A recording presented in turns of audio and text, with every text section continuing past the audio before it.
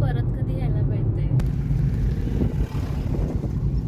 मोदक वगैरे केले होते तर ते सगळं आहे रेसिपी पुढे, तर ते मी चला ना. आजूबाजूला अशी मस्तपैकी मोठी मोठी ना वडाची झाड आहेत. इथे सगळी वटपौर्णिमेला ना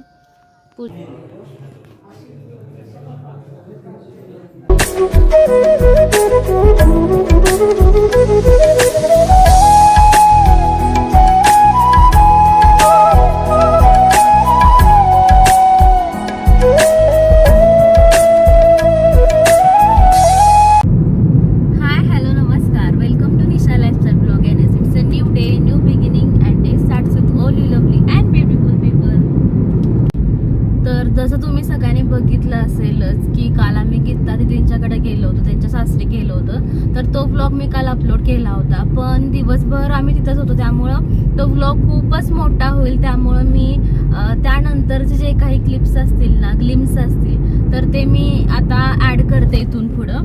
आणि त्यानंतर मग जे काही आम्ही संध्याकाळी काल संकष्टी होती त्यामुळं स्वयंपाक वगैरे केला होता आम्ही, मोदक वगैरे केले होते, तर ते सगळं आहे रेसिपी पुढं, तर ते मी त्यानंतर अटॅच करते.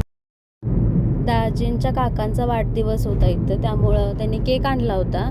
तर आम्हाला पण बोलले की तुम्ही केक कट करून रात्री जेवूनच जावा असं मागं लागले होते ते, पण आम्हाला यायचं होतं सकाळी लवकर, त्यामुळं आम्ही काय थांबलो नाही. केक कट केला आम्ही इथं. ह्या गीता दिदींच्या सासूबाई आहेत, त्यांनी ओवाळलं, नंतर गीता दिदीनं ओवाळलं.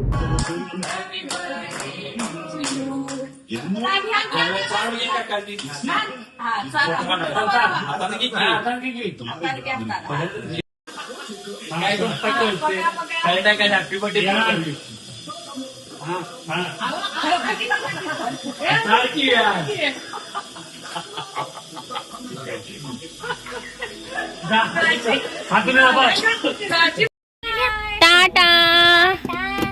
चला दाजी.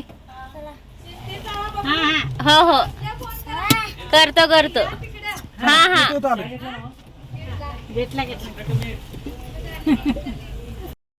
घरी पोचलो आम्ही, साधारण आम्हाला 5-5:30 वाजले असतील. त्यानंतर आम्ही थोडी विश्रांती घेतली आणि नंतर गायत्रीनं सगळी तयारी करून दिली भाजी आमटीची. मग मी इथं ती फोडणी टाकून घेतली.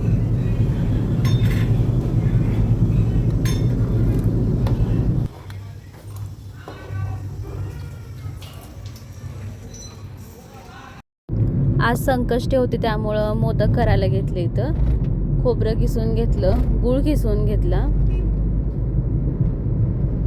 आणि खोबरं ना आमच्याकडं सुकंच होतं बऱ्यापैकी. हे असं सुकं खोबरं होतं ते आणि गूळ. इथं गायत्रीनं मोदकांच्या पाऱ्या पण लाटून घेतल्या होत्या. कुकर पण झाला होता. आमटीला आता 5 मिनिट उकळी काढून मी ती बंद करते गॅस. आणि इथं मी बडीशेप, साखर आणि वेलची ह्यांची पूड करून घेतली होती सारणामध्ये घालण्यासाठी.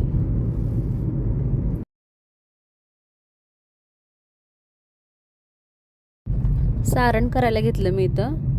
पातेल्यामध्ये थोडं पाणी घेतलं, ते थोडं गरम केलं आणि त्यामध्ये गूळ घातला मी. साधारण हा 1 वाटी गूळ होता.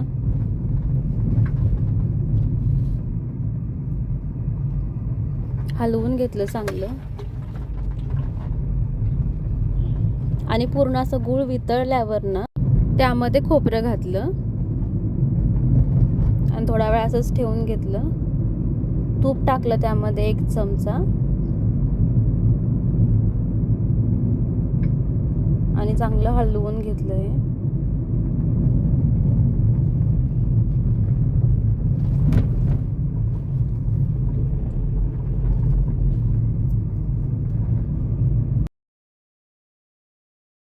तयार झालं होतं इथं आपलं सारण आणि त्यामध्ये मग मी शेवटी ही पूड टाकली होती. परत मी चांगलं हलवून घेतलं, ते एकजीव करून घेतलं आणि 1-2 मिनिटं ठेवून दिलं त्याला.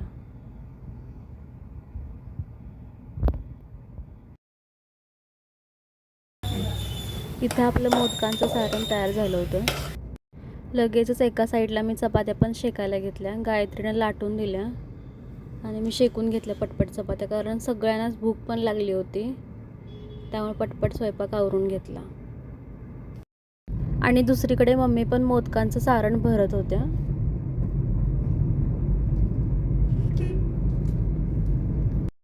सगळे मोदक इथं बनवून तयार होते आणि त्यामुळे मी इथं वाफायला ठेवलं त्याला. 10 मिनिटच वाफ द्यायची, जास्त द्यायची. आता आलो आम्ही बिरोबाला आमच्या. असा बाहेरचा परिसर आहे इथे.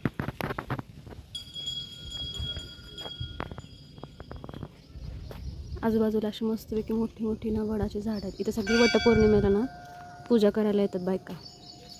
असा परिसर आहे.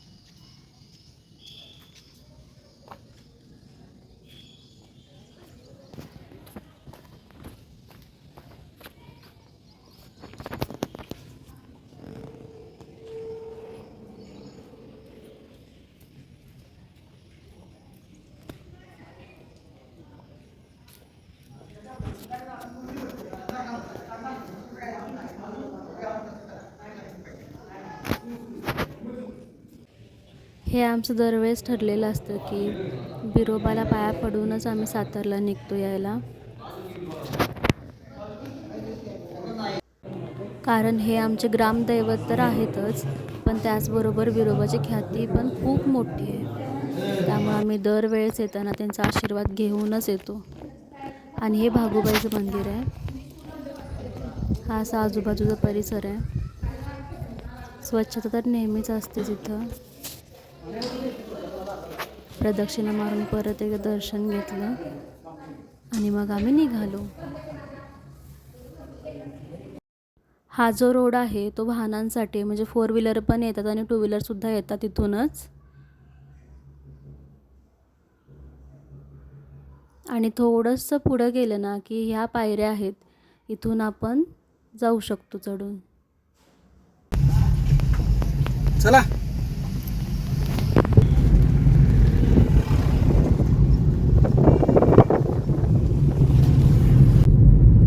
तर आता आम्ही निघालोय वाशीतून, बाहेर पडलोय.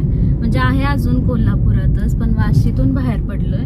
जसं मी तुम्हाला दाखवलं ना की बिरोबाला आम्ही गेलो होतो. आधी सगळं बॅग वगैरे आधी गाडीमध्ये सगळं ठेवलं मम्मींनी आणि ह्यांनी. त्यानंतर मग गेलो आधी मंदिरात पाय वगैरे पडलो. तिथून मग बाहेर पडलो. मग म्हणलं थोडं शूट करूया आपण. तर मी म्हणलं होतं ना की असे पटकन दिवस निघून जातील, तर ते खरंच आहे. आज सोमवार पण आला आणि आम्ही निघा लागलोय पण आता सातारला. वाईट वाटतंय थोडं घरातनं बाहेर पडताना, पण काय करणार, जायला तर पाहिजेच. पण बघू आता, म्हणजे ह्या महिन्यात परत आम्ही येतोय का डायरेक्ट मंथ एंडलाच येतोय, पुढचं काहीच माहीत नाही. आणि आता पाऊस पण सुरू झाला कोल्हापुरात, तसा आहेच पण आता तर भरपूरच पडत होता. आता जरा इथं कमी आहे. काही ठिकाणी पडतोय भरपूर, काही ठिकाणी पडत नाही असं आहे. बॅगा सगळ्या मागं ठेवल्या तशा. आता निघालो. इथं तर अजिबातच पाऊस नाही आता. अजून कोल्हापुरातून बाहेर पडायला वेळ आहे. आणि ही बघा आपली पंचगंगा. पाणी पातळी केवढी वाढल्या ना. पात्राच्या बाहेर पाणी पडले आता. हा, पात्राच्या बाहेर पाणी पडलं. किती पाणी आलं. डॅम आता राधानगरी डॅम भरला आहे. त्यामुळे पाणी सुटलं असणार. पुढं शेतामध्ये सुद्धा पाणी जाते. आता आम्ही कोल्हापूर सोडले, त्यामुळे आता बघूया परत कधी यायला मिळते.